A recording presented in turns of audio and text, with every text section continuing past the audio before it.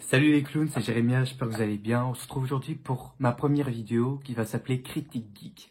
Alors qu'est-ce que c'est pour vous, vous me direz? Eh bien ce sera une catégorie de vidéos consacrée à certaines critiques, enfin tous les critiques de films de super-héros que j'aurais choisi. Ce soit du DC et du Marvel. Bon, Marvel n'aura pas beaucoup, ce sera plus consacré à DC Comics, c'est à l'image de la chaîne bien entendu. Et j'espère que ça va vous plaire. Alors dans cette vidéo, ce sera une critique consacrée à mon premier film de super-héros que j'ai vu, et c'est Batman de Tim Burton, sorti en 1989. Film avec Michael Keaton, Jack Nicholson et Kim Basinger. Alors, je vais dire le résumé de chaque film quand je vais en parler. Alors, un justicier vit dans la ville de Gotham City, qui combat le crime, donc Batman, l'homme chauve-souris, et disons que les habitants de Gotham n'y croient pas. On ne sait pas s'il est réel ou si c'est juste une légende inventée par les journalistes ou la police. Personne ne sait qu'il existe vraiment. Mais ce mystère va être révélé quand un criminel haut en couleur de par son costume et son maquillage, qui va se faire appeler le Joker, va semer le chaos dans Gotham, ce qui va pousser Batman à sortir de l'ombre pour l'arrêter. Voilà pour le résumé. Alors, nous allons d'abord passer au point positif du film.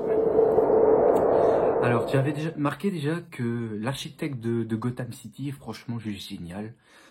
Parce que de base, la ville de Gotham doit être une ville qui est gothique, moderne, sombre et glauque.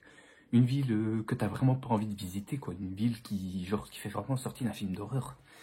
Et je trouve que Tim Burton a recréé la ville de Gotham juste à sa façon. Et pour moi, c'est juste parfait parce que là, c'est vraiment une Gotham City que j'ai vraiment envie de me balader, et ça, c'est un gros point positif du film. Qu'est-ce que je peux dire d'abord? Déjà la musique. La musique dans ce film-là, c'est Danny Elfman, le compositeur, si je dis pas de bêtises. Elle est juste magnifique. T'entends direct le thème. La toute première musique que t'entends dans le film, c'est le thème de Danny Elfman, juste magnifique. Il y a plein de thèmes qui sont vraiment épiques, comme le thème du Joker, le thème quand Bruce repense au meurtre de ses parents, comment dire, aussi la musique lors de la course-poursuite dans Batmobile et les hommes du Joker après le musée, la musique qu'il y a dans le musée. Voilà, toute la musique dans ce film-là fait vraiment Batman, et ça, franchement, c'est incroyable, franchement. Danny Elfman avait fait du bon boulot. C'est pas le cas de nos jours.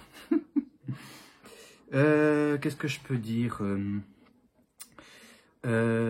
déjà, la Batmobile, le design, elle est franchement magnifique, franchement. C'est l'une des plus belles Batmobiles que j'ai vues dans un film Batman au cinéma. Bon, je parle pas de celle qu'il y a eu avec Adam West, où c'est en rouge et noir. En rouge et noir, voilà, petit délire, mais bon. Franchement, la Batmobile de Tim Burton est juste géniale. Juste géniale, franchement, au niveau carrosserie est bien. Je peux dire un souci, c'est qu'elle est un peu much. Et j'aurais un point négatif à apporter à cette Batmobile que je vais revenir un peu plus tard. En point positif, qu'est-ce qu'il y a d'autre? Le Joker. Le Joker de Jack Nicholson, franchement, oh là là. Un pur chef-d'œuvre, franchement. Jack Nicholson, un grand acteur, et ce Joker-là, c'est juste génial. Et vous finirez aussi par comprendre, au long de toute mon aventure sur YouTube, que le Joker, c'est un de mes personnages favoris de Batman. Franchement, le Joker, c'est juste un méchant que j'ai adoré depuis tant petit et que j'adore encore maintenant. Pour moi, le Joker de Nicholson est juste génial. C'est vraiment le Joker qu'on lit dans les comics ou qu'on voit dans la série animée de Bruce Timm. C'est le Joker clown, avec genre le costume qui fait vraiment clown, la fleur d'acide, le pistolet avec un drapeau bang. Voilà. Et puis c'est un Joker au moins qui a de l'humour, parce que je trouve que ce Joker-là a de l'humour, comme par exemple... Il y a certaines scènes que j'ai trouvées épiques avec ce Joker-là, comme par exemple la scène dans le musée. Genre quand il vient de balancer du gaz et qu'il a tué tous les gens présents, à part Vicky Vale qui lui a donné un masque à gaz. Le mec, qu'est-ce qu'il fait? Il entre avec ses hommes, il met de la musique, il commence à taguer tous les portraits et tout ça, et là il s'amuse. Et pour moi, le Joker, il doit s'amuser. Ça doit s'amuser. Ça doit pas faire une tête d'enterrement comme faisait Heath Ledger ou encore Jared Leto. Pour moi, le Joker doit s'amuser. Il doit s'amuser à montrer qu'au quoi il est plus dans la mise en scène, dans le théâtral, parce que pour moi, le Joker doit être théâtral. Une autre scène qui m'avait plu chez le Joker, c'était quoi? C'était la scène de la parade. quand il est sur l'espèce de char en forme de gâteau avec le nom, avec le chiffre 200 et qui balance de l'argent sur les habitants de Gotham et tout ça. Et juste après, il est tué avec son propre gaz. Franchement, vous allez quand même pas me dire que c'est pas du Joker, ça. Pour moi, c'est un Joker excellent, celui-là. Pour moi, ce Joker est juste parfait. Quoi d'autre? Le costume de Batman, franchement, ça, c'est un des plus beaux costumes Batman que j'ai vu, franchement. Full black, le logo jaune et noir, la ceinture jaune aussi. Mais il y aurait quand même un point négatif à mettre à ce costume-là que je vais en revenir plus tard. Même deux, même si je peux me permettre. Mais pour moi, le costume de Batman de Michael Keaton, franchement, c'est un des plus beaux costumes Batman que j'ai vu, franchement. Je suis tombé red dingue de ce costume. Mais après avoir vu la trilogie de Nolan, ça a changé un peu. Qu'est-ce qu'il y a d'autre Ah, c'est un gros point positif que j'ai relevé dans ce film-là, parce que quand j'ai vu ça, je me dis, Tim Burton a eu les couilles de faire ça. C'est qu'il a retravaillé l'origine story de Batman. Parce que là, on a, comment dire, de base dans les comics, c'est Joe Chill, un vulgaire voleur qui a tué les Wayne, Thomas et Martha Wayne. Et dans ce film-là, Tim Burton a fait en sorte à ce que ce soit le Joker, donc le vrai nom du Joker qui est Jack Napier, mais il a fait en sorte à ce que ce soit le Joker qui soit responsable de la mort des parents de Bruce.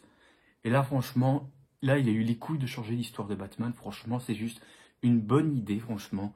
J'avais un peu peur quand j'avais vu ça, je me suis dit, j'avais des doutes. Mais en regardant plusieurs fois le film, je me suis dit que c'est vraiment peut-être pas une si mauvaise idée que ça. Donc pour moi, Tim Burton, franchement, pour rechanger l'origine story de Batman, t'as très bien fait ça.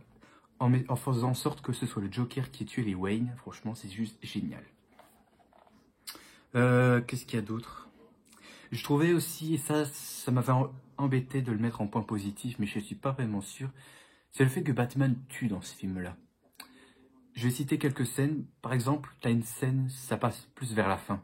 Quand il envoie sa Batmobile chargée d'explosifs chez Ace Chemicals, et que là, il tue tous les hommes du Joker présents dans le bâtiment. Quoi d'autre? Quand il arrive en haut de la cathédrale et que là, t'as les hommes du Joker qui l'attaquent. Là, il les balance ou alors il les jette ou quelque chose comme ça. Ensuite, à la fin, quand il tue le Joker, quand le Joker tombe de la cathédrale, là, Batman tue, là. Mais je vais être honnête, peut-être je me suis dit que ce Batman qui tue est peut-être efficace au cinéma. Au cinéma, c'est efficace que Batman tue. Parce que tu peux pas te permettre, quand t'es Batman, tu peux pas te permettre genre de capturer tout le monde, les enfermer à l'asile d'Arkham ou à Blackgate. Ça, c'est sûr que c'est clairement impossible pour Batman. Bon, dans les comics, dans les séries animées, dans les jeux vidéo, ok, ça c'est possible. Mais en film, là, c'est autre chose, parce que en film, c'est, comment dire, c'est un peu plus de réalité, quoi. Donc, quand tu es dans la réalité, quand tu vois un mec, genre, qui a kidnappé des gens, qui les a torturés, qui après il les a tués et tout, et qui a trouvé ça drôle, là, quand t'es Batman, c'est mieux que tu les tues, en fait. Tu tues les ennemis, quoi. Bon, je te demande pas de tuer tous les méchants, mais genre, quelques-uns, ceux qui sont vraiment dangereux. Genre, je mentionne le Joker, l'épouvantail, le pingouin, voilà, tous des méchants comme ça qui, genre, sont vraiment cruels et qu'il ne faut que tuer les gens et que Batman n'arrive pas à les tuer. Mais pour moi, Batman qui tue au cinéma, pour moi, ça doit être peut-être efficace. Et ce qui est bien aussi, et c'est le dernier point positif que j'ai mis, ce qui est bien avec ce film-là, c'est que le nom c'est Batman, sauf que on montre pas complètement Batman. On voit qu'il est dans l'ombre et tout. On le voit pas beaucoup Batman. Mais pour moi, c'est bien ça, parce que Batman, qu'est-ce que c'est? Batman, c'est une chauve-souris. Et une chauve-souris, ça vit quoi? Ça vit dans l'ombre, ça vit dans le noir. Et là, Batman, là, c'est ce qu'il fait. Il vit dans le noir, et là, ça fait plus de place au Joker qui, lui vole la vedette. Mais Batman qui va dans l'ombre, qui vit, qui vit dans l'obscurité et qui attend au bon moment pour se montrer. Franchement, Tim Burton a fait le bon coup de mettre Batman en secondaire. Comme ça nous permet de voir un peu les manigances du Joker et après voir Batman en action dans les scènes les plus intéressantes. Voilà pour les points positifs. Maintenant, on va passer aux points négatifs. Mais ça va être un petit peu long.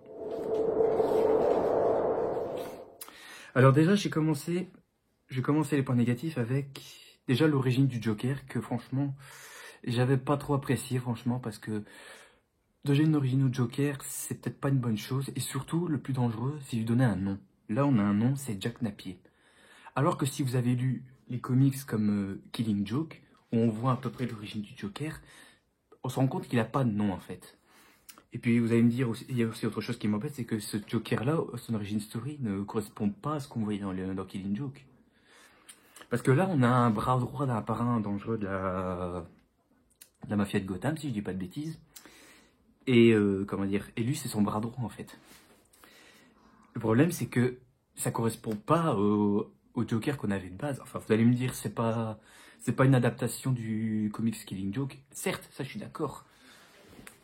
Mais il faut quand même respecter ce que les autres ont fait avec le Joker. Genre, par exemple, si j'avais voulu faire une origin story avec le Joker, genre, j'aurais fait genre comme ça, le bras droit qui bosse dans la mafia.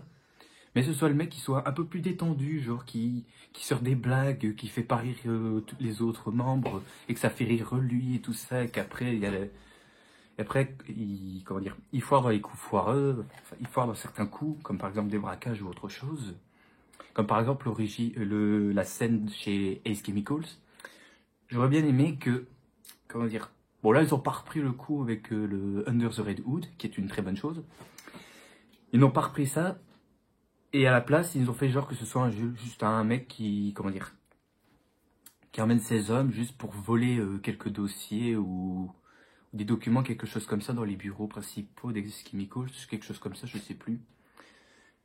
Et bien là, j'aurais préféré que lui, sans faire exprès, il déclenche une alarme sans faire exprès. T'as la police qui arrive, il commence à tirer, et le mec, au lieu de tirer, il panique, il court dans tous les sens, jusqu'au moment où il voit Batman. Et après, il panique, il dit non, n'avancez pas, il se prend à la bordure et hop, il tombe dans la cuve d'acide, enfin dans la cuve de produits chimiques. Là, si Tim Burton avait fait ça pour l'origine du Joker, franchement, ça aurait été très bien. Mais là, c'est pas le cas.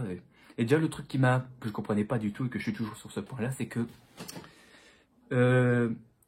pourquoi est-ce qu'un simple homme qui genre était du genre sérieux et tout ça, et qui genre il s'amusait avec 2-3 cartes et tout ça, pourquoi est-ce que, quand il tombe dans la cuve d'acide, il devient fou et ça le fait rire et il devient le Joker? Ça j'ai pas compris ce détail-là.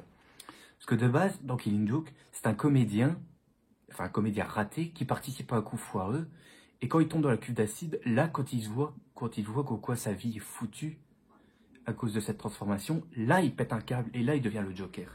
Là, ce que le Joker doit être.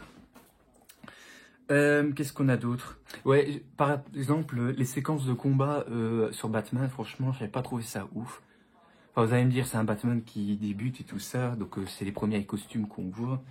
Mais ce que je veux dire, c'est qu'au niveau combat, Michael Keaton, il se défoule pas vraiment au niveau combat. Genre, c'est juste... Vous voyez, des trucs ainsi, genre... En gros, c'est pas un Batman qui, genre, fait des roulades ou fait des saltos, comme tu vois dans les comics, dans les séries animées, c'est pas la même chose. Et aussi, le problème qui m'a un peu dérangé avec ce Batman-là, c'est le masque. Genre, il peut pas se tourner sa tête, genre, il fait... Là, il peut pas tourner sa tête et tout. Vous allez me dire, c'est tout à fait normal. Genre, le masque n'est pas... Pour l'instant, le masque n'a pas été prévu, genre, pour que Batman tourne sa tête comme ça, en faisant un 180 degrés. Ensuite, oui, j'allais en revenir sur la Batmobile. La Batmobile, j'ai trouvé que bon, j'avais déjà dit un point positif, que le design est magnifique. Mais le problème, c'est qu'elle n'est pas maniable, en fait. Par exemple, vous voyez dans le film, quand Batman se fait poursuivre par les hommes du Joker après avoir sauvé Vicky Vale, pour tourner à gauche, il est obligé de prendre un grappin. Genre, il est obligé de tirer un grappin sur une poutre pour tourner. Donc, on voit que cette Batmobile n'est pas maniable du tout. Hein. Bon, le plus important, c'est qu'il s'est roulé, il s'est allé tout droit, je pense qu'il s'est freiné un moment. Ouais, il s'est freiné. Donc voilà, c'est le seul point négatif que j'avais relevé sur la Batmobile, c'est qu'elle n'est pas maniable. Et ça, c'est dommage, par contre. Ça, c'est vraiment dommage. J'ai deux personnages ici que je trouvais totalement inutiles dans ce film-là. Tout d'abord, c'est Gordon.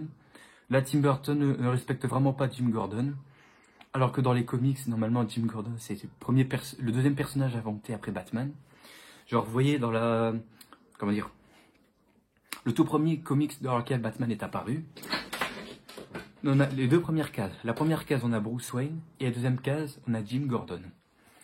Donc pour moi, avec ce comics-là, on a la preuve que là, Jim Gordon est arrivé avant tout le monde. Avant Double Face, le Pingouin, le Joker. Il est arrivé avant tout le monde. Mais là, Tim Burton lui fait pas honneur parce que là, c'est juste un simple flic gourou qui est vraiment pas agréable à regarder. Et franchement, il ne sert strictement à rien. Pareil pour Harvey Dent. Alors, je sais que Tim Burton avait prévu de faire une suite auquel on voyait... Enfin, parce que quand on introduit des personnages comme ça, on sait que c'est pas pour rien en fait. C'est pas pour rien. Quand on introduit les personnages là, ça veut dire qu'on les utilisera peut-être pour les suites. Bah là, on avait introduit Harvey Dent dans ce film-là, mais le problème c'est que, comment dire, bah dans la suite, on le voit pas, Harvey Dent. On n'a pas de mention à lui ni rien. Mais je vais vous raconter en fait un petit truc que j'avais vu sur internet.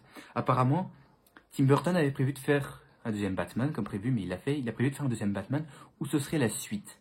Mais manque de peau, il ne voulait pas y retourner, jusqu'à ce que Warner Bros. Accepte et lui donne carte blanche pour réaliser ceci. Parce que, après que Warner Bros. A vu le premier script de Batman Returns, ils ont tout de suite réembauché Tim Burton. En fait, je vais vous dire un petit truc vite fait. Alors, le scénario de base sur le deuxième Batman, c'est qu'en fait, ça devait être la suite du premier film, en fait. On devait revoir Vicky Vale que Bruce voulait épouser, des imposteurs qui se faisaient passer pour Batman, le pingouin qui sortait de prison, qui ressemblait beaucoup au pingouin du comics, mais qui s'appelait pas Oswald Cobblepot, il s'appelait je ne sais plus comment, mais c'est pas grave, c'est pas très intéressant. Et qui là utilisait des oiseaux pour aller cambrioler chez des riches, en fait. Et Catwoman, c'est une sorte de tueur sadomasochisme, quelque chose comme ça, en tuant ses proies pour avoir couché avec eux. Les deux personnages s'associèrent pour trouver des statues riches des familles de Gotham, en tuant leurs propriétaires et en accusant Batman des meurtres. Le tout à ce qu'il découvre un fabuleux trésor qui est caché dans la Batcave, et on était censé aussi voir Robin en jeune punk. Donc voilà, en gros, ce script-là n'avait pas plu à la Warner, mais moi personnellement, s'il y avait ce script-là, ça ne m'aurait pas dérangé. Par contre, ce script-là, ce script du premier, on va dire, version de Batman Returns, je le trouvais assez bien, franchement. Mais après, au final, on a eu le film qu'on a eu. Tout simplement parce que Warner Bros. A donné à Tim Burton carte blanche. Et du coup, on a eu plus un film Tim Burton que Batman. Après, ce n'est que mon humble avis. Et comme j'allais revenir sur Harvey Dent, dans le premier script, Harvey Dent devait apparaître à la toute fin et que c'est Catwoman qui le défigurait et qui on assisterait à la transformation de Double Face. Mais manque de peau, on n'a pas vu Double Face dans le deuxième, donc c'est ça qui m'embête un peu avec le premier Batman de Tim Burton, c'est que Harvey Dent n'apporte rien, il ne sert strictement à rien dans le film.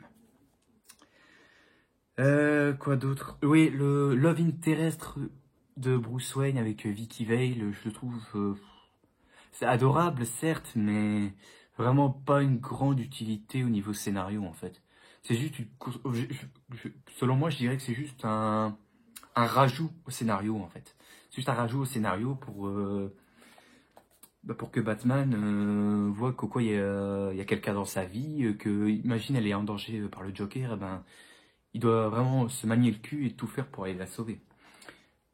Donc pour moi, c'est juste ça. En fait, pour moi, je considère Vicky Vale dans ce film comme une demoiselle en détresse. Je ne vois que ça. Et encore, il reste un point négatif que je dois aborder, c'est concernant Alfred. Alfred, c'était coup-ci coup-ça, on va dire. Après, l'acteur, c'est pas vraiment le meilleur Alfred que j'ai vu au cinéma. Mais ceci dit, comment dire, on voit que c'est pas le Alfred qu'on voyait dans... C'est un Alfred assez différent, pas comme on voit dans la trilogie de Nolan. Là, on voit un Alfred, genre, qui est... Pour moi, je dirais qu'il est petit, il va où il faut, il passe partout, il donne des coups de main à Bruce Wayne et tout ça. Ça, c'est le Alfred, typiquement, qu'on avait vu dans les comics, dans la série animée, donc c'était tout à fait ça. Enfin, vous allez me dire, le film de Tim Burton a inspiré Bruce Timm pour faire sa série animée. Ça, je suis d'accord. Et c'est une très bonne idée, d'ailleurs, de s'inspirer d'un film culte comme ce film-là pour en faire une adaptation série d'animation. Franchement, c'est très bien. Mais voilà, comme je disais, Alfred, honnêtement, ils auraient pu faire un meilleur travail sur lui. Et puis voilà quoi. Je regarde si je n'ai rien oublié. Je crois que non, j'ai tout fait, oui. Donc, je vais passer à la conclusion sur Batman de Tim Burton. Alors, pour moi, ce Batman-là, c'est un des meilleurs films Batman qu'on a pu voir. Que ce soit au cinéma ou en DVD ou même à la télé, s'il passait à la télé. Pour moi, ce Batman-là, c'est juste génial.